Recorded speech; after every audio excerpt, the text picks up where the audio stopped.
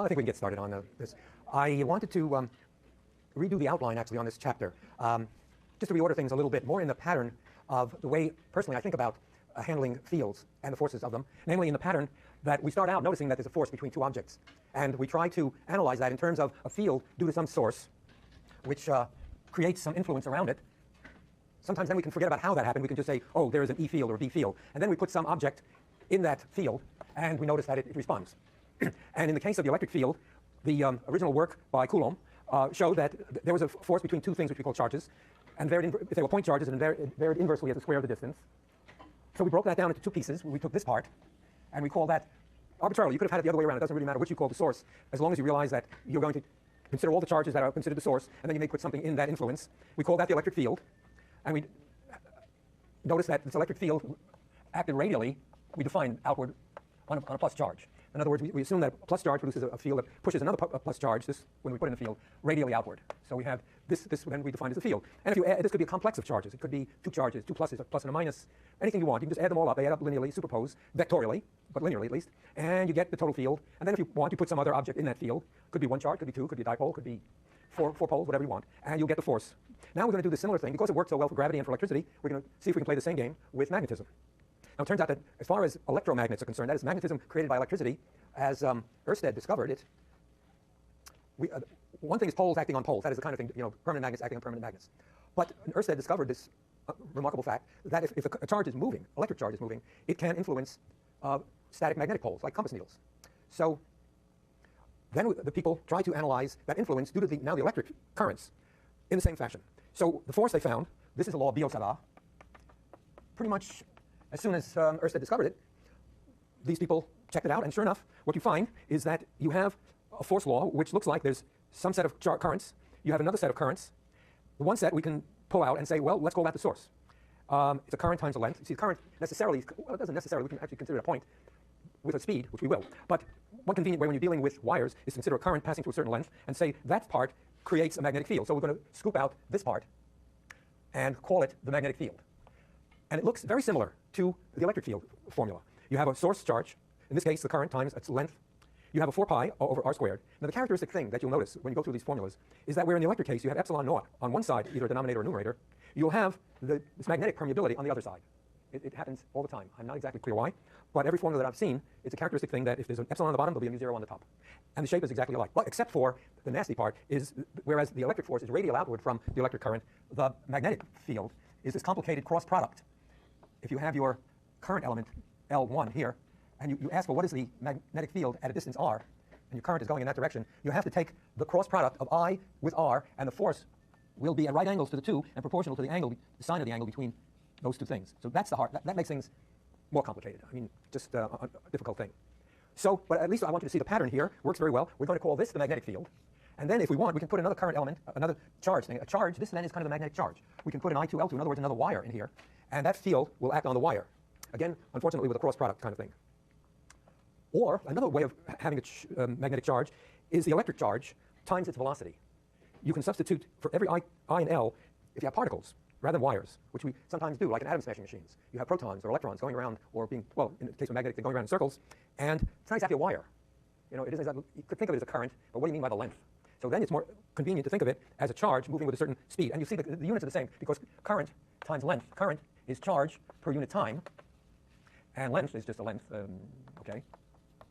Okay, but so we can jiggle this around and break it up this way, length per unit time, and that's a velocity. So you see, you can replace, if you need to, you can replace a current times a length with a charge times its velocity if you're dealing with particles. So they'll be switching back and forth, but just be aware that that's an easy thing to do.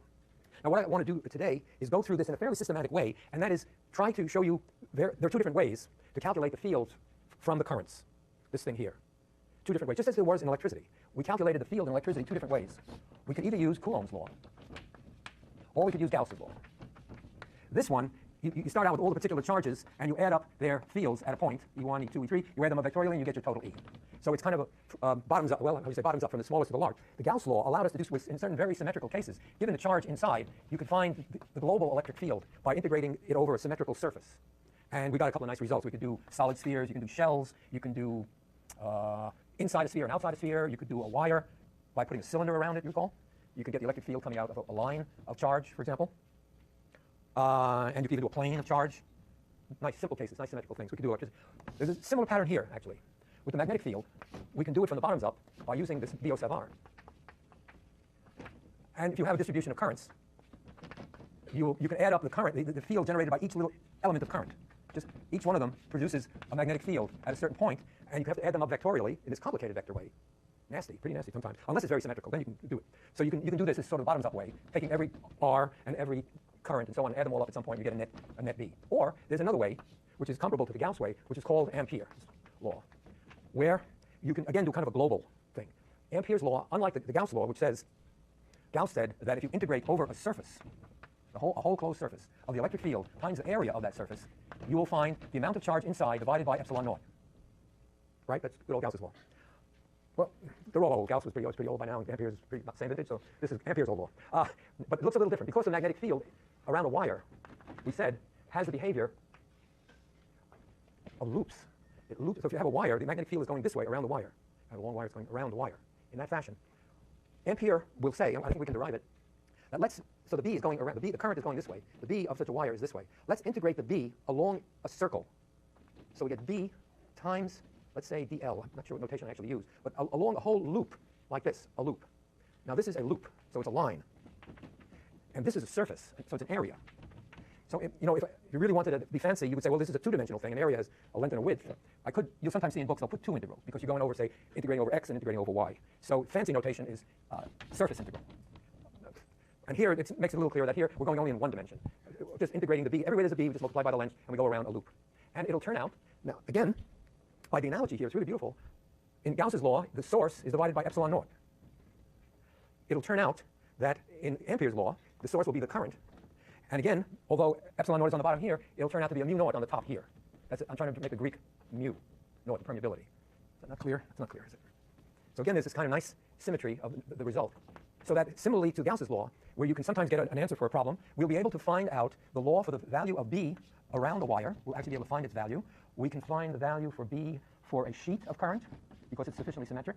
And also with the Ampere law, if we had a spool of wire with current in it. Let's see if I can draw one of those. A spool would look something like this. There's a spool, a tight spool of wire. And if you want to find the magnetic field inside of this when it's carrying current, this is called a solenoid. These three cases are sufficiently symmetric that you can apply this Ampere's law to those three cases and actually solve an otherwise pretty hard problem in a couple of steps. Yes, ma'am? No, that's along the path. This is a dot product, actually. So what we do is, that's a very good question, let me clarify it. You see the field is in a loop, right? Now I want to go along the loop in little steps. That's my dl, along the loop. So I multiply the amount of field times the length. And in a simple case, B will be constant, and I'll just add up all the lengths. I'll get 2 pi r. That's how it's going to come out.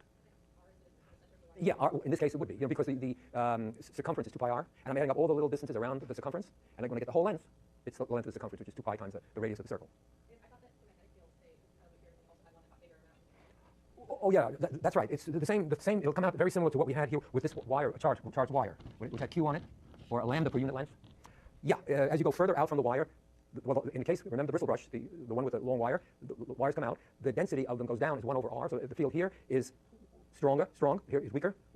So as I go out from the wire, the field will get weaker and weaker. Same will be true with this wire here. If I have a current, the magnetic field will be going around like this, but the strength of it will get weaker and weaker as I go further and further away. They're still loops, but it's just a weaker strength. It'll attract the compass needle less strongly. But you want to have that picture in your mind, yes, sir?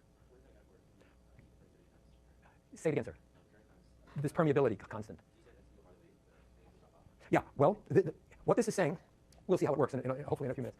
What this is saying is that if I have a wire carrying current, the current doesn't go anywhere, it just stays in the wire.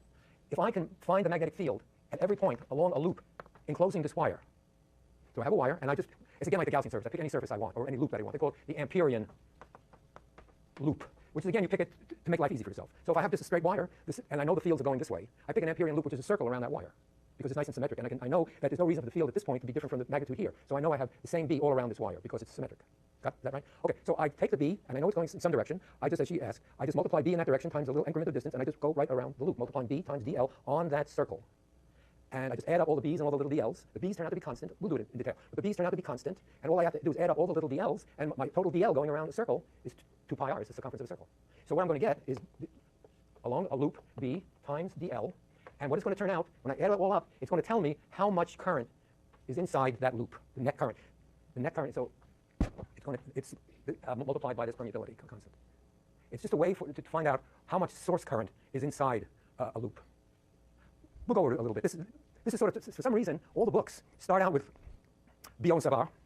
Then they talk about forces, and then they go back to ampere. But ampere is telling you the same thing as BO sub R. Just even they did with electricity, right? We start out with a chapter, they talk about electric fields, and then way later, whole chapter, next chapter, instead of talking about fields due to Gauss, we put it in a whole separate chapter. To me, it's the same story because both of those are different ways of finding the field. You find the field. You don't find the force, you find the field.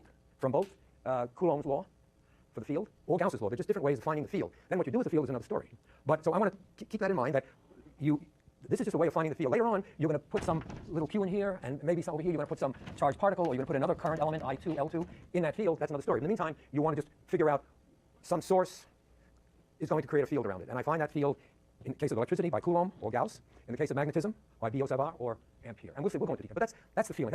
It's nice. The physics has that kind of pattern to it. Once you grasp it, it works pretty well. So let me rush through a couple of slides here. Yes, a question? Yes, sir, please. So essentially what that was saying is that we're trying to find the magnitude of B that maps onto the parallel of the circle. Since the magnitude is going, I'm assuming radially out, then we're trying to find what one is parallel to the... Yeah, it turns out that the B is not radial. It's actually parallel to the circus, to the circumference. The B's are going in circles around a wire. So they're going in, right? They're going in circles. That's very important. The B's, I should have showed you that when I had the Ørsted experiment there. But if you have a wire with a current, the compass needle will point this way, that way, that way, that way, that way, that way. The B lines are going in circles. It's very different from a charge where the E lines are going radially from a wire. The B lines go in circles. Yes, sir. Good question. The mu zero? Yeah, that's a constant similar to our epsilon naught, which is a constant. It's kind of a conversion factor from all these things like currents and lengths into forces. It's called the permeability of free space. Fancy words, but basically think of it as a conversion factor. It'll turn out that these mu's and epsilons have a striking importance later on because they actually, when multiplied together in a certain way, they give you the speed of light. It's a shocking thing that'll come out in a couple chapters from now. But for now, this was a big surprise that Maxwell came up with. He diddled around with these equations, and he said, oh, I can get a wave out of this, and this mu and this epsilon appear in this wave. And he figured out, and it came out to be the speed of light. He said, my God, electromagnetic waves are light. Well, what light is electromagnetic wave? Because the mu's and the epsilons came out. So they sort of hang together in a way because they are related to the speed of light. Are you satisfied with this? But it's very important to kind of, I don't have a good brush or any, I'm trying to think of what kind of a thing looks like maybe a jelly roll. You know, where you have bacon and then you have jelly and then you have bacon. That's the way the magnetic field is around the wire. It's a jelly roll of field. And it gets weaker as you go out. Yes, ma'am. That's a very good question. We'll get to that. Yeah, that's a very good question. And a very good question because it's yet, they talk about the right-hand rule, the right-hand rule. There is no the right-hand rule. There are three of them. And what you asked for is the third right-hand rule, which we haven't gotten to yet, which I hope we can. But that's one of the tricks of this chapter. They didn't tell you that there were three right-hand rules. And they say, use the right-hand rule. Yes, but it turns out there were three different right-hand rules. We'll get it. Just a joke. I couldn't resist. I actually found this famous lint brush, which says magnetic action. It's not magnetic at all. I mean, it's really, it's electrostatic. When you rub it, it picks up a little charge and it picks up lint off your shirt. So it's a, but people confuse that because both of them, both electric and magnetic things have some attractive or repulsive thing. So for some reason, they picked, I wonder if they had said electric action, if that would have sold more. Which do you find more interesting? Magnetic action or electric action? Do you care? Which do you like? You like electric action? Call them up. Yeah, they'll actually be right and maybe sell more brushes. That would be a miracle. Okay, we did Ørsted's experiment. We did Ampere's experiment where we showed that wires carrying current act like magnets. Okay, now here we're going to show, so we had, Ørsted's had a current pulled a magnet. Now I can show you where we have a magnet will pull a current. Because I'm going to send a current through this loop. The magnets will stay still, but the current will move. I hope. Oh, nice. Okay. Or do it this way. Yeah. Now you can see where this is the beginning of a motor, which we will do. If you see if I could use the motion, the inertia of this to go over here and then switch it around such that I attract this end until it's here and then repel it and attract it to here, repel it to here, attract it to here, I would have an electric motor. Which in fact is this thing here. It's the same sort of thing, except in order to switch things around, I don't know if you can see this, there's actually a split here, such that when the electricity comes here, these are